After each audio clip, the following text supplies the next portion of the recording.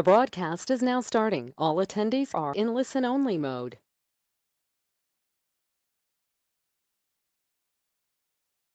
Good morning, everyone, and welcome to the March 19th Safe and Calm webinar.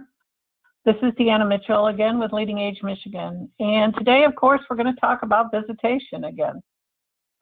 Just as a short note in advance of that, I must tell you that on Wednesday evening, my head actually started to explode when we received the MDHHS visitation recommendations. And that was because the actual epidemic order had not been received yet, and the recommendations continued to conflict with CMS guidance. However, that guidance did come out about an hour later, and the department clarified on Thursday morning during a provider call that the recommendations are what they consider to be best practices. Though if followed, they would conflict with CMS, at least for nursing homes. So today we're going to, as usual, follow our routine agenda. Dalton will, of course, start us off with a brief advocacy update. We're going to take a quick look at the numbers, and then finally the CMS, CDC, and state updates, mostly for visitation. So we can turn this over to Dalton now, who will talk about what's going on in the state and at the legislature. Good morning, everyone.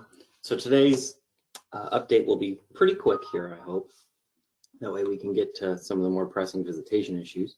On Wednesday this week, though, for those of you who followed our testimony regarding visitation a couple of weeks ago, we testified at the House Oversight Committee, which is chaired by Representative Johnson. We met with him Wednesday morning to kind of go over some of the misinformation spread in that testimony and help them understand how long-term care fits into the Michigan healthcare system. This is largely due to them continuous probing of the governor's nursing home policy. I'm sure you've seen it in papers. I've seen it all over the state in various papers. So as they continue to probe, there was some misinformation being spread about how things were happening and why they were happening the way they were. So we went and met with him so that he has an understanding of how things actually happened from our perspective, and we gave him several pieces of guidance so he can actually see what the state told us. So I thought that meeting was really helpful, and he seemed really appreciative of it.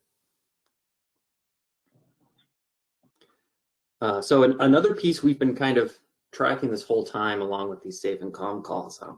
Last week's call, I think last week's call, yeah, we only skipped Wednesday. Last week's call, we discussed the new rules for direct care workers and how those now apply to HFA and AFCs. This week, we've really been talking with the department because we're under the impression that this was kind of a curveball to them. They didn't really understand where it was coming from within the legislature. And when we reached out to the legislature, I don't think they fully grasped the full scale of how many HFA and AFCs are in Michigan, as the department said on Thursday's provider check-in call. But a couple of things did come out on that call that I thought were helpful. As we have said, the department did confirm that the definition of a direct care worker in a SNF will remain unchanged, and the reporting requirements will remain the same.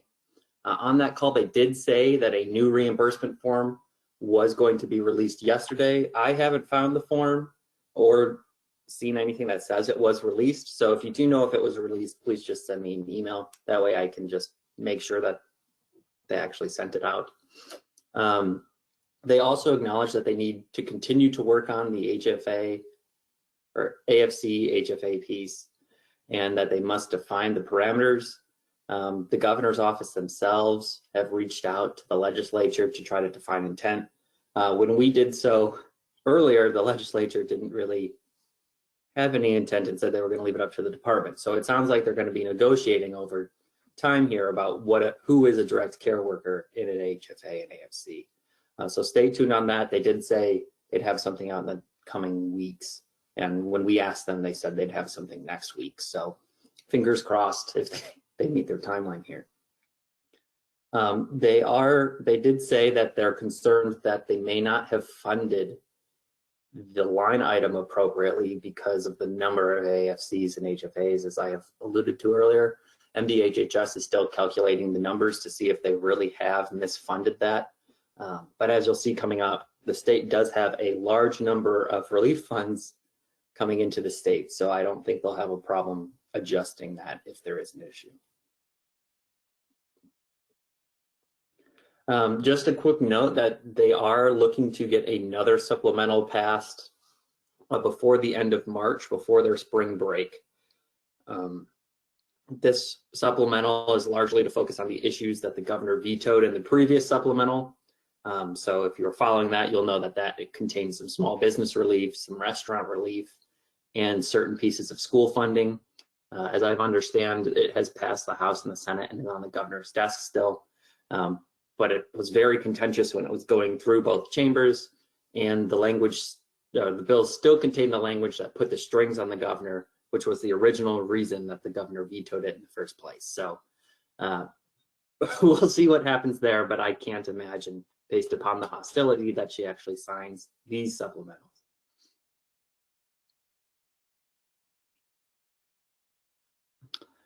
So just wanted to touch briefly on the American Rescue Plan. I'm sure you've heard that there's a bunch of money out there, and there is.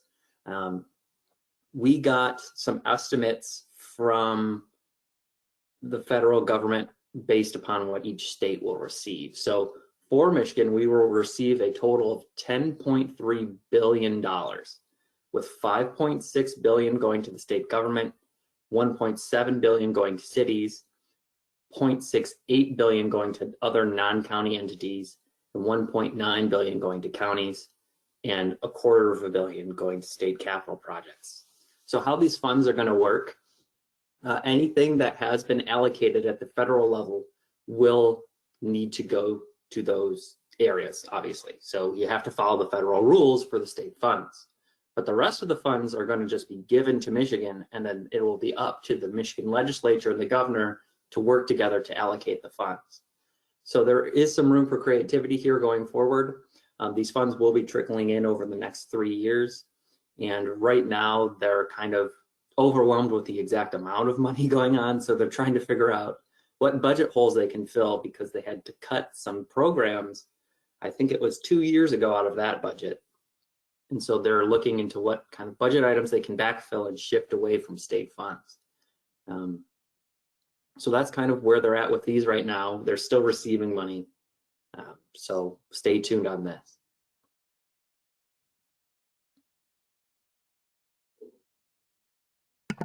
All right, thank you very much for that, Dalton.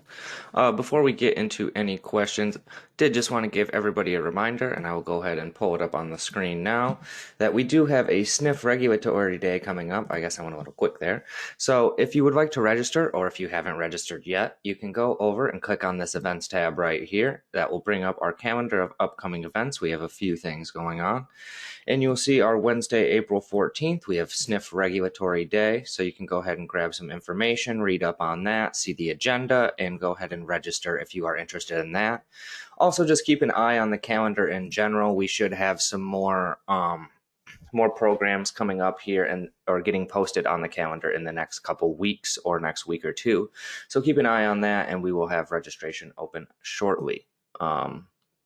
So with that, we actually do not have any questions. So thank you again, Dalton, and we can go ahead and move forward.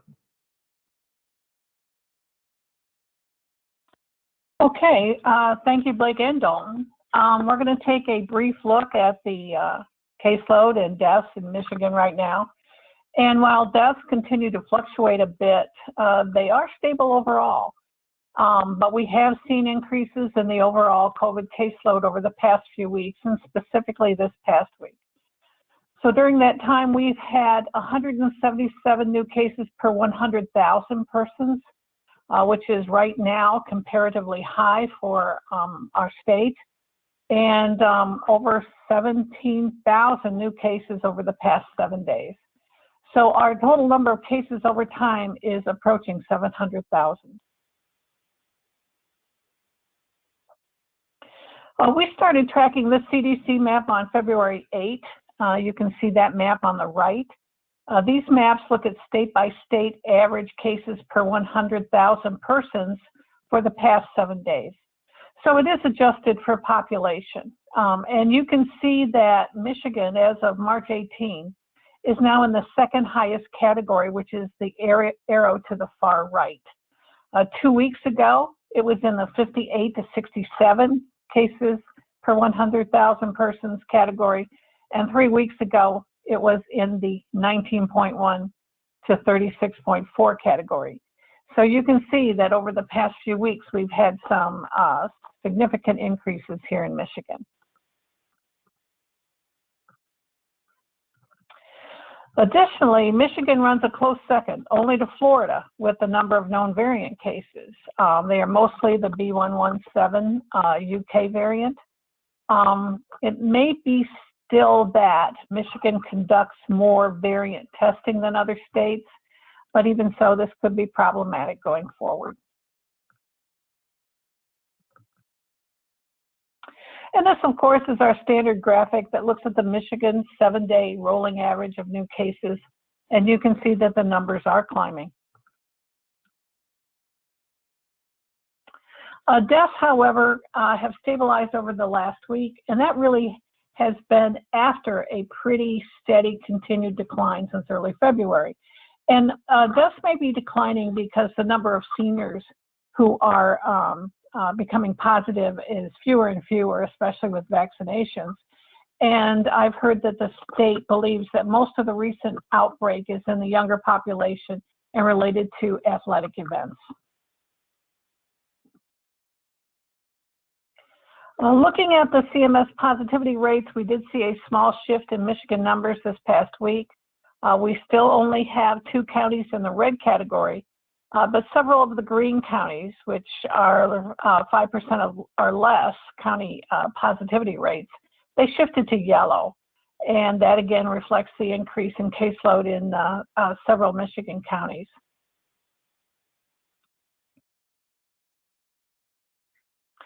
So although the caseload is growing again, especially in certain areas of the state, it is not increasing in nursing homes, and that is certainly a welcome reality. It certainly feels like a tribute to vaccine effectiveness. Nursing home cases have stabilized, but at very, very low numbers. And you can see that the same experience is occurring in homes for the aged. And in AFCs, over the past week, they've actually hit new lows. So that's very good news as well. So when we're looking at all the numbers for Michigan long-term care facilities, we can see the decline in overall cases. Although staff new cases continue to be higher than for residents. And that's pretty understandable since many of them are still opting to not take the vaccine. One thing I want to note here, and it took me a while to figure this out over time, that I update this chart just about every week. And as I do that, the numbers change. The caseload numbers produced daily by the department do not change the high-level numbers across the state. But if I added on the new numbers to next week's new numbers to these findings, they would never add up. And so I am reporting every week what the state is reporting, only for that week. But I can pretty much guarantee that if I added the new numbers next week, there would be an arithmetic problem here. I'm not sure what that's about, but I only hope that they're correcting the numbers all the time. So we're going to go on to updates and guidance, and of course, move on to the topic of the week and pretty much the year, which is visitation. So on March 10, CMS issued its updated guidance on visitation, which was basically made more flexible because of the reduced nursing home caseloads that were aligned with the high number of vaccines administered during the past 3 months. In general, they made no changes to the basic infection control requirements or to the core principles for visitation. And they made no testing to the staff testing guidance or resident testing guidance, although their rules for testing never applied to visitors as it was in Michigan. So there is no visitor testing requirements in this new guide, but regular staff and resident testing has not changed.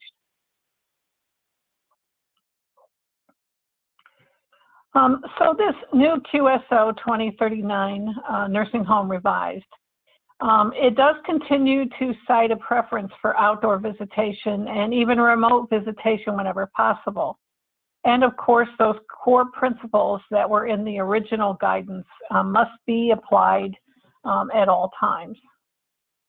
When looking at how to safely conduct visitation, facilities are, as usual, encouraged to consider their physical structures, how they lend themselves to safe visitation, looking at such things as room placement, dedicated visitation, spaces, outdoor spaces, and any issues around potential compassionate care visitation. And it's important to remember here from the beginning that the CMS definition for compassionate care is different and quite a bit more generous than that of the state. And of course, on the right of the screen, you can see the core principles as identified in that guidance. Screening must still be applied to all regardless of vaccination status. And screening, of course, must include questions about possible exposures. Visitors who may have had a close contact with a positive person, regardless of whether they're vaccinated or not, will still not be able to visit for 14 days after that exposure. And then, of course, there are the standard protocols for hand hygiene, source control, physical distancing. You have to post informational materials, and of course, the same rules about cleaning and disinfecting. The requirements for PPE have not changed. We have received a lot of questions about the need for face shields moving forward because the CDC guidance says it is recommended, which means pretty much required, but only in medium to substantial transmission areas for everyone. In other words, across the facility, if you are in a medium or substantial transmission area.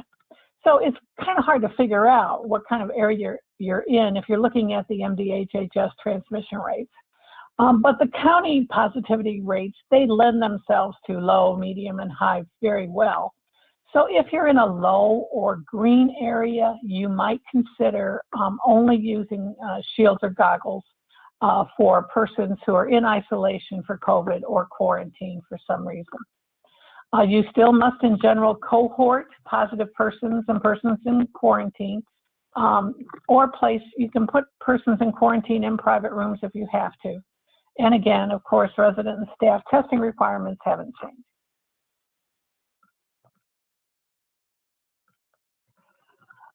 So the CMS guidance also reminds facilities that the risk for transmission can be improved by the use of barriers, and that visits should be provided with an adequate degree of privacy. And of course, all visitors still must comply with the safety precautions. In terms of outdoor visitation, there really have been no changes. It's still the preferred type of visitation, even when the resident and the visitor are both vaccinated. And this seems more like a realistic option now that spring is coming than it was through the winter. And obviously, there are times when outdoor visits are not an option. And the guidance lists some of those situations here. And that, of course, is not new either. There is still a requirement to create a safe outdoor space. And all the routine safety precautions are still in effect when these visits occur out of doors.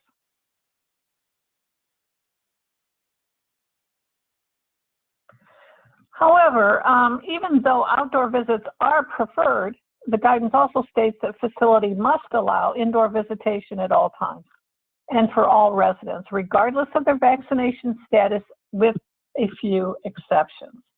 And the exceptions are a little complicated, but they're not terrible. If the CMS county positivity rate is greater than 10% and less than 70% of residents are vaccinated, then unvaccinated persons cannot have visits. So that means vaccinated persons can have visitors.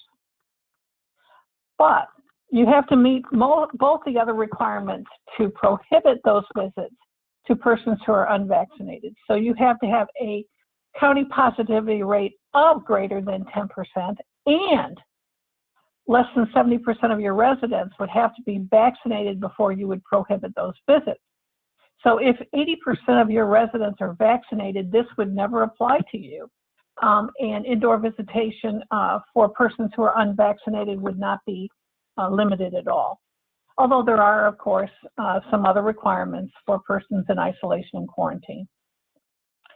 So it also underlines the ongoing requirement that visits for persons who are isolated with a current COVID infection should not have visits, except they allow compassionate care situations. And we must remember here that compassionate care using the CMS definition is a lot more generous and different from the state definition. And we're going to go over that a little bit in a bit. Persons who are COVID positive, who have been vaccinated, would still not get visits except under those compassionate care situations. The same thing applies to residents in quarantine. Again, compassionate care visits are always allowed. But also, the CMS guidance defers to the CDC guidance about quarantine, and we know that there's been a slight change to that. But other than that, all the same criteria for when you have to place someone in quarantine applies. So the CDC has added a recommendation that for persons newly admitted or readmitted, quarantine is only required for those who have not been fully vaccinated, or they also have to go to quarantine if they've had a close contact within 14 days. So this loosens everything up a bit. However, we still know that there's a lot of seniors in the community that have not been vaccinated and still will not be fully vaccinated on admission. Because even if vaccinated in the hospital, there's usually not enough time to make them fully vaccinated. And of course, fully vaccinated persons who test COVID positive and are considered positive still have to be isolated.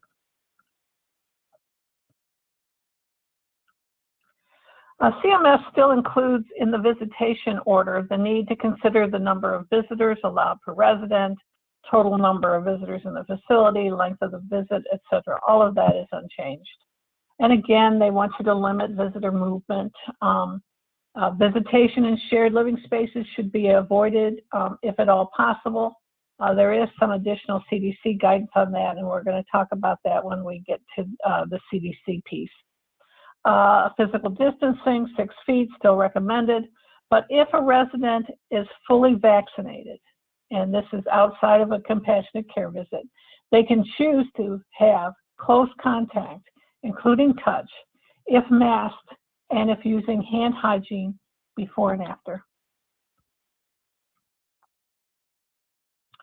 CMS did make some significant changes to the outbreak response protocols. Any new case of staff or residents within the facility still constitutes an outbreak. That has not changed. However, there are some new considerations if an outbreak appears to be confined to a certain unit or area of the facility. Obviously, immediate COVID testing for all residents and staff is required to ensure that you understand the outbreak, the extent of the outbreak, and you can determine that as soon as possible. And if, whenever that first new case is found, visitation must be suspended immediately until at least one round of facility-wide testing has been conducted. So if that first round is negative for staff and residents in all non-affected areas, visitation can resume in those non-affected units. And of course, though, there's still no visitation in the affected units for 14 days after the last positive case. So if that first round of testing shows cases in any of the non-affected areas, then visitation must be suspended for all, whether vaccinated or unvaccinated. And testing must continue as usual for 14 days following the last identified case. But remember, regardless of outbreak status, compassionate care visits are always allowed. And the guidance still talks about the requirements which have not changed for notification, posting, reporting, all that you need to do whenever you have a new positive case.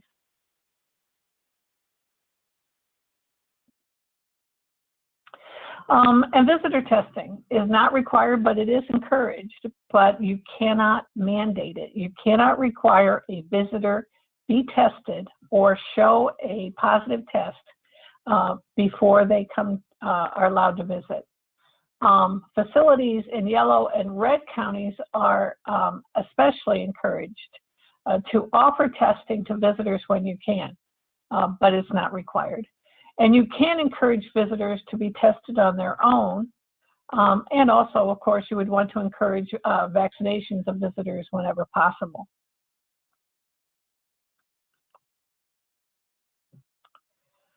So here are the CMS descriptions of compassionate care scenarios. And this wording has not changed in this last iteration of the guidance. Note that it's not only end of life, and in fact, pretty much the definition by CMS of compassionate care pretty much includes the MDHHS definition for ADL visits. Also note that the list of examples is not considered exhaustive. So these are just examples. These don't define the limits to the definition for compassionate care. So it seems like you could use a bit of a judgment here about what might constitute compassionate care. So residents who are recently admitted, who are struggling with that change and suffering from isolation and really being challenged by the movement to a nursing facility, persons grieving, persons who need assistance with eating or drinking, persons who are having behavioral, emotional issues related to social isolation. Those are all examples of when facilities can allow a compassionate care visit.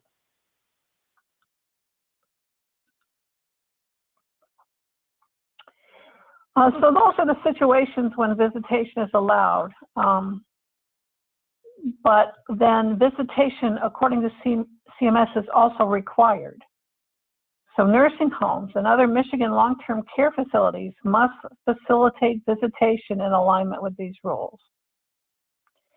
Failure without adequate reason would allow a nursing home to be subject to enforcement.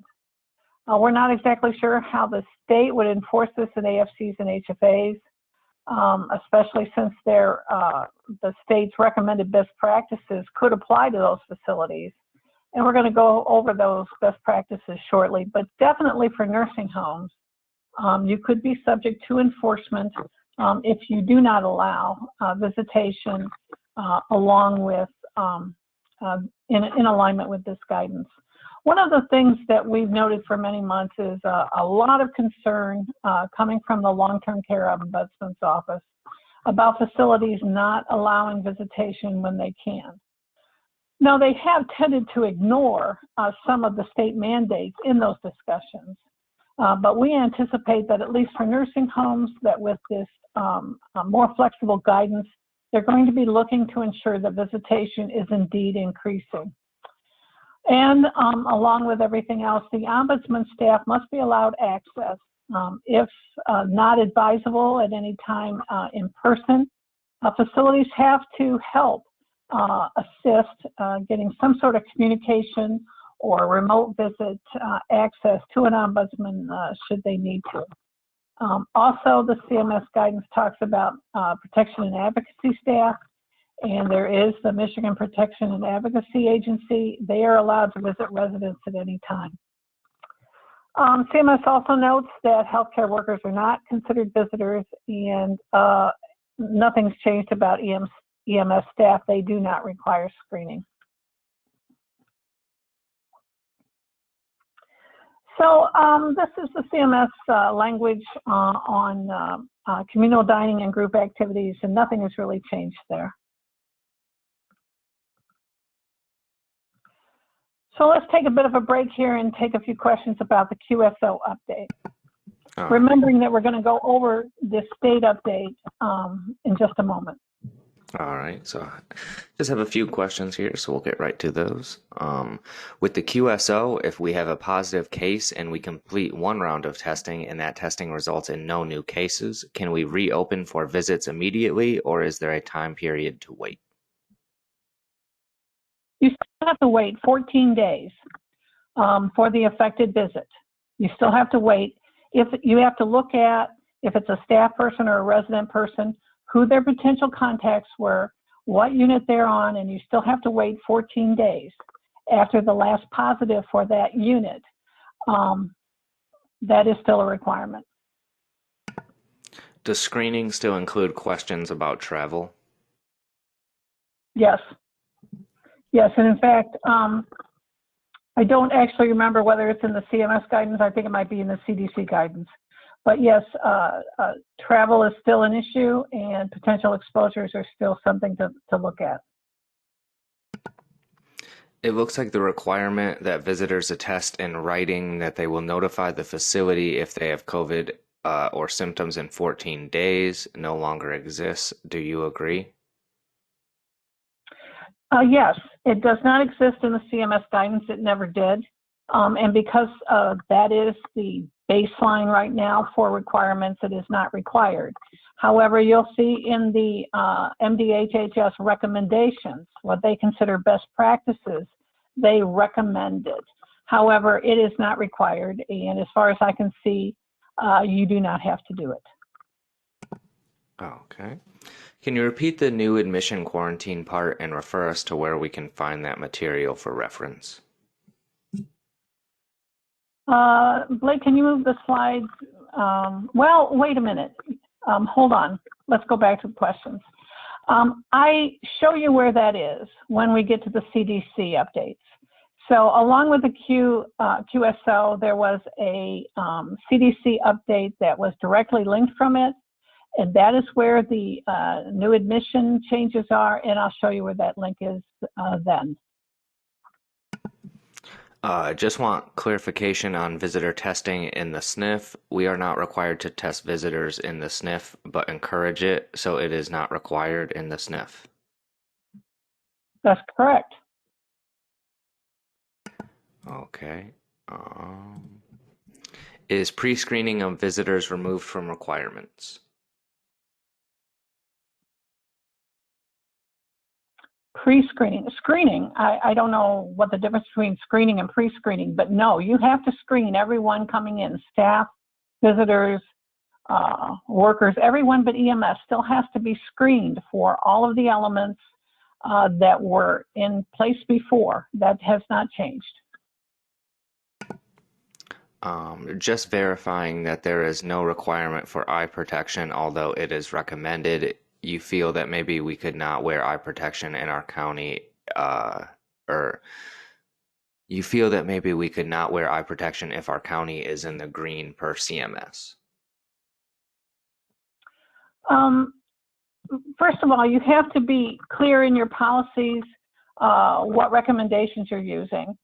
So if you are using the CDC guidance for PPE and infection control requirements, the CDC guidance specifically says that you should use eye protection in medium to moderate, I think is the word they use, moderate to substantial transmission areas.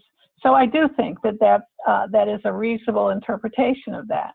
The other piece is that when we looked at the survey guidance about what scenarios required which PPE, it is only those scenarios that talk about COVID positives, quarantine, etc. You are still required to use eye protection for those specific scenarios, and we've sent out that guidance, I don't know, hundreds of times at this point.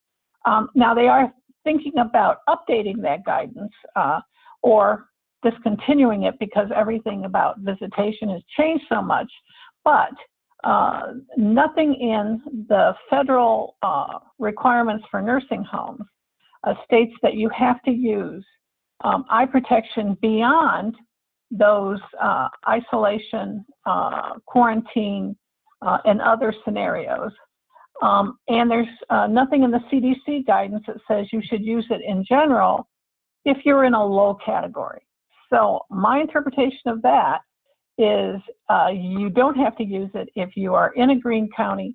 And of course, you know, you have to look at your outbreak status too. That's a decision as well. But I don't think that use of eye protection all the time for every resident is required. Is visitor testing required in AL or IL?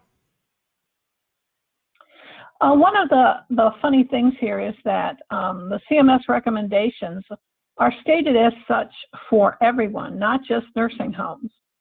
But, you know, the state has the ability to move beyond the requirements of the QSO for those other settings, but it doesn't seem like they have.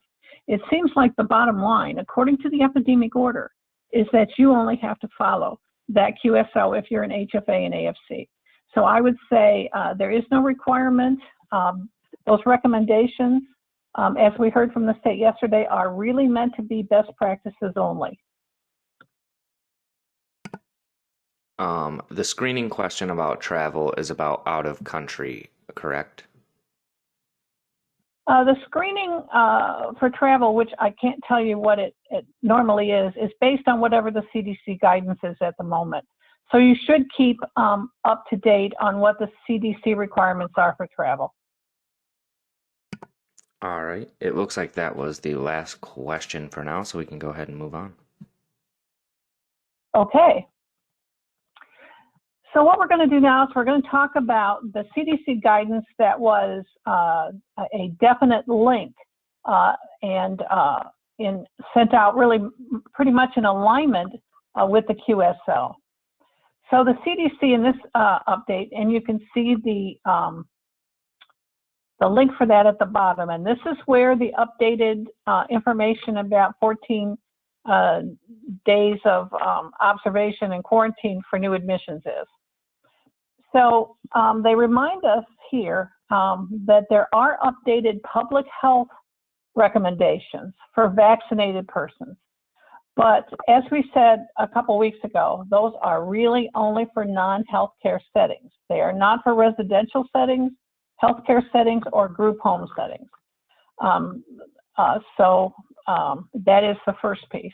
The second piece is that there have been no changes made to the basic infection control requirements, but the CDC does align itself with pretty much 100%, but there's a little variation with the QSO guidance that came out. So facilities are obviously advised to continue vaccinations for new admissions and staff, and they suggest, although this is one piece that's not 100% in alignment with the QSO, that unvaccinated persons delay visitation until fully vaccinated. There are options for unvaccinated persons to have visitation in that QSO guidance, so I would fall back to the CMS piece. And of course, the rest of these recommendations about the safety precautions, and I've listed them here, but they haven't changed, and we've repeated them over and over again and repeated them with the CMS guidance this morning. But they are all the same, and they have aligned with those CMS requirements.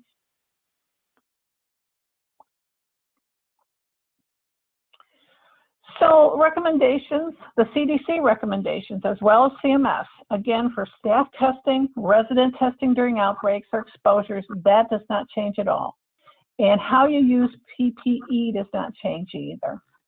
But they do say that fully vaccinated staff who may have encountered a high risk or prolonged exposure, as long as they're asymptomatic, they do not need to be restricted from 14 days unless they have some sort of immune disorder that might mask their symptoms. Travel recommendations, again, as identified by the CDC, we just talked about this, continue to apply to staff and others on return or readmission to the facility. So you need to be aware of what the travel recommendations are pretty much on an ongoing basis. Fully vaccinated residents still have to be quarantined after high-risk exposures. Although, if absolutely necessary, in other words, if you don't have staff or space or whatever, that might be waived. But in order to waive that, you have to have a discussion with local public health experts or some sort of infection control expert. And that's only if you have to, if you're really challenged in terms of space, staff, or PPE. And again, this is where the change comes. Quarantine is no longer required for persons admitted to the facility if they have been fully vaccinated and they have had no prolonged exposures in the past 14 days.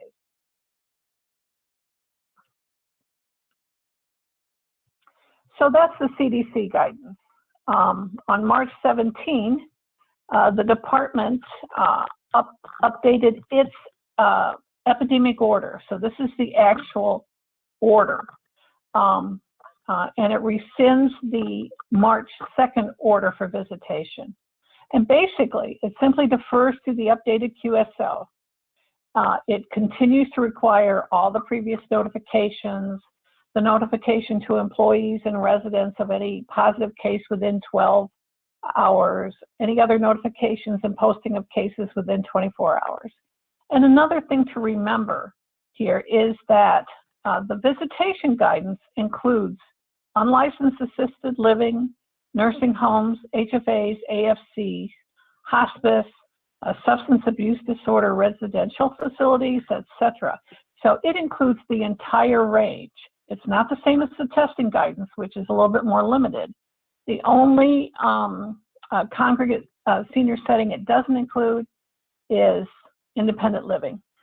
Independent living, they still have to contact the local health department to report. They have to support contact tracing, but those are the only rules for independent living. And then the rest of this guidance really is only about all those notification pieces that were there before. Communal dining still refers back to the CMS guidance as well. So basically, the requirements are the QSL. That's what you have to follow, bottom line.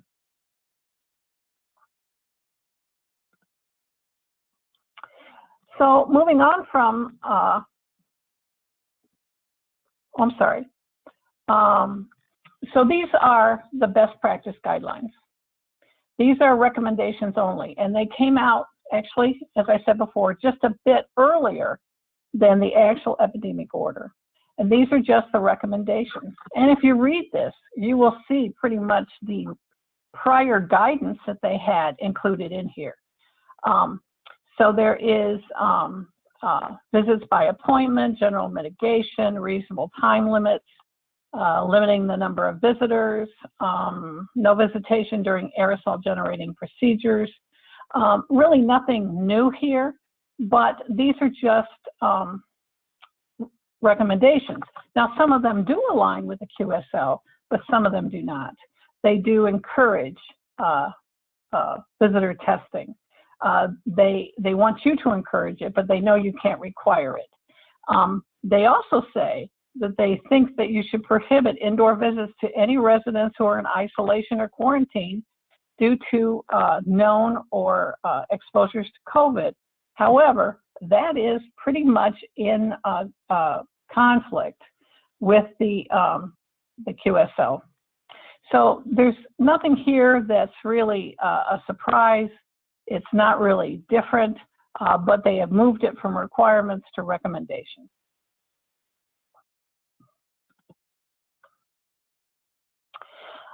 So let's move on from visitation. Finally, we want to note that MDHHS finally issued its list of BinaX tests that can be extended in terms of their expiration date. They talked about this several weeks ago, and we've been waiting for an update of which tests that allows and applies to, because apparently it doesn't apply to all. There's certain lot numbers and part numbers that are included. So the link to the list and to the information about that is on the slide. And they kind of implied during one of their calls that the expiration date was going to be moved a lot forward, but in reality, it was extended to a total of 9 months rather than 6. So it's only 3 more months that you have. So look at your tests, and here's the link to get a list of those lot numbers.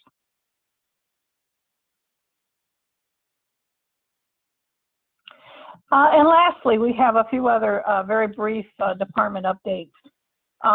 We've been asking the department for a long time to update the reporting FAQs, which had been taken down from their website many weeks ago. The reporting system is extremely complex and complicated, and we really haven't had a lot to refer to clarify anything. They still have not updated these FAQs, but they did state that they're working on them. And since the situation keeps changing, they're waiting for some final changes. And they are thinking about streamlining some of these reporting requirements. However, with all of this changing information, there's still nothing to refer to. So we're hoping that they update these soon. They are looking at trying to figure out how to do bulk rather than individual reporting. And they also noted that reporting is still required anytime a point of care test is conducted, and the requirement for reimbursing only for point of care tests rather than PCR tests. Unless that PCR test is confirmatory, that requirement is still in place and moving forward. I think it starts shortly. For the retail pharmacy program, they do have a list of the pharmacies that are participating on their website. And they also clarified again that pharmacies have the responsibility to report using MIGR, that that's not a facility, a responsibility, although we're not sure if that will hold forever. And each facility will have to work with their local retail pharmacy to coordinate how new admissions and staff will be vaccinated. Some can agree to do on-site visits. That's between the facility and the pharmacy. And of course, there's always the local health department if you're having some problems. Okay, any final questions? All right, thank you, Deanna. We do have a few, so I'm just going to hop back into them. So CMS and CDC do not recommend quarantining new admissions. Is this an area that MDHHS has formally agreed with?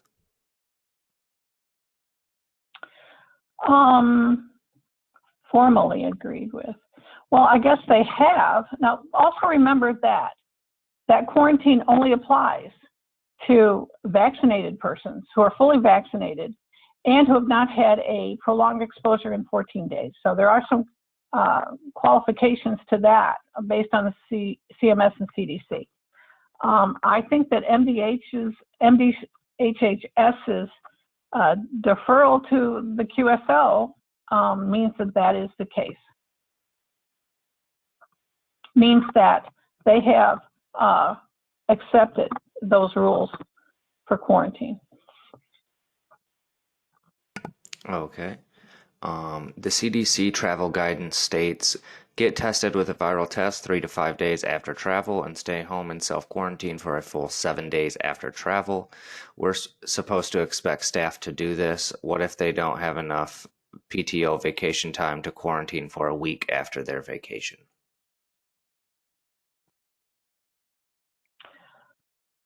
I would have to look at that guidance, and I have not reviewed that guidance, any travel guidance, in a very, very long time.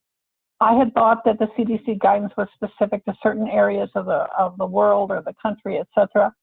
And I'm not sure if that's required, if the same requirements are for general travelers or for healthcare workers, especially if maybe the healthcare workers have been vaccinated. So I would have to look at that to be sure.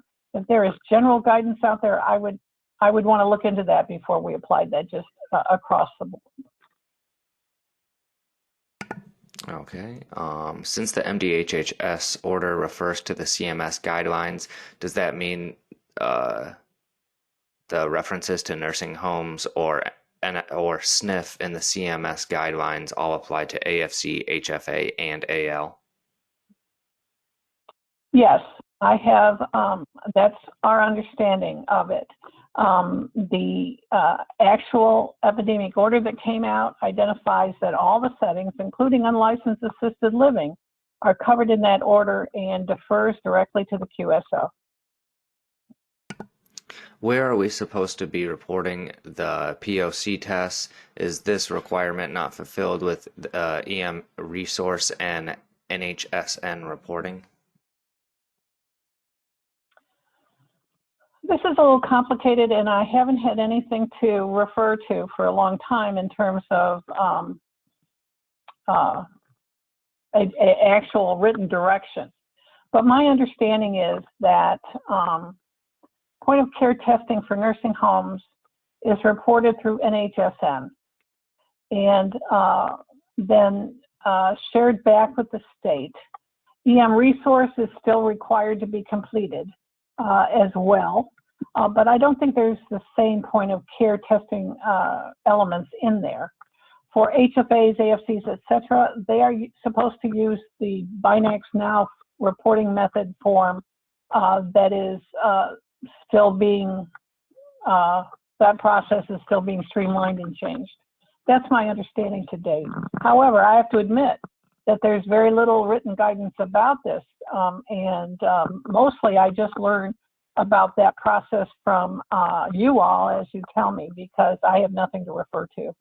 However, if you have a specific question, you know, we can ask the state, but it seems like that guidance has been changing off and on week to week for quite a while. POC test reporting is just the NHSN reporting, correct? That's my understanding for nursing homes. So if the MDHHS guidelines for visitation of residents in isolation are just recommendations, then are we allowed to let new admissions in observation have visits even if not falling under compassionate care? Only if they've been fully vaccinated and they haven't had a prolonged exposure for 14 days. Okay. How do we report visitor test results?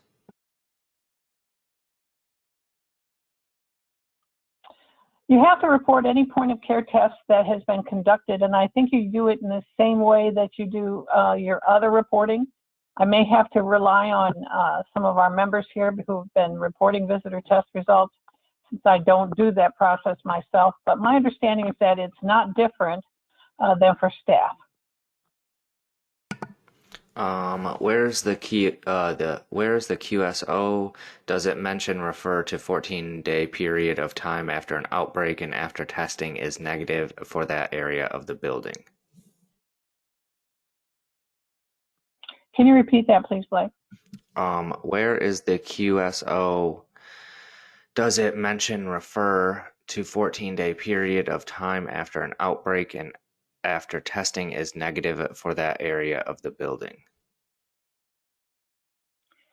Can you go back to an early part of the slides and I'll show them. It's pretty early.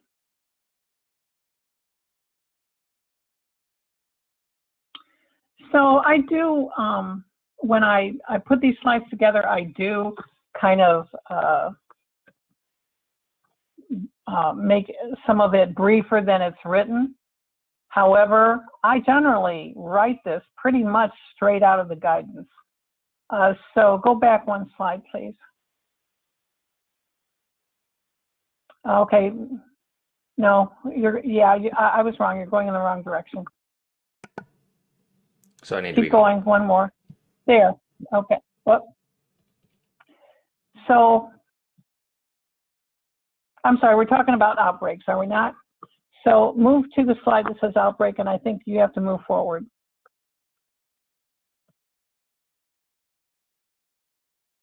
There, okay, here we are. So, you have no visitation in the affected unit until 14-day criteria are met. In other words, no visits until the last positive. It's been 14 days since the last positive in the affected unit at a minimum. If you have cases that have occurred in the non-affected units, then you have to suspend visitation. And although it doesn't say it directly here, it is 14 days until your last positive. So if you have any cases outside of your non-affected unit, you are shut down for at least 14 days from the last positive. But if you've only had cases on the affected unit, you have, of course, have to shut that unit down with no visitation and all the other precautions that you have to put in place. And the requirement for really both is always 14 days after the last positive. I think that answers your question. I'm not 100% sure. Please reinforce if we get reimbursed for POC testing now, since it is required for SNF. Yes, you will get reimbursed for point of care testing for staff, visitors, residents, as appropriate, because in some cases, but yes, you will get reimbursed. What you won't get reimbursed for is PCR testing, unless it's required to be as a confirmation of a positive case. Okay. We did have a couple people say that they report visitor tests to NHSN. So just so you know Right. that. Okay. Those are SNFs then. Those are skilled nursing facilities. How does the quarantine for possible exposure for dialysis residents apply in relation to allowing visitors?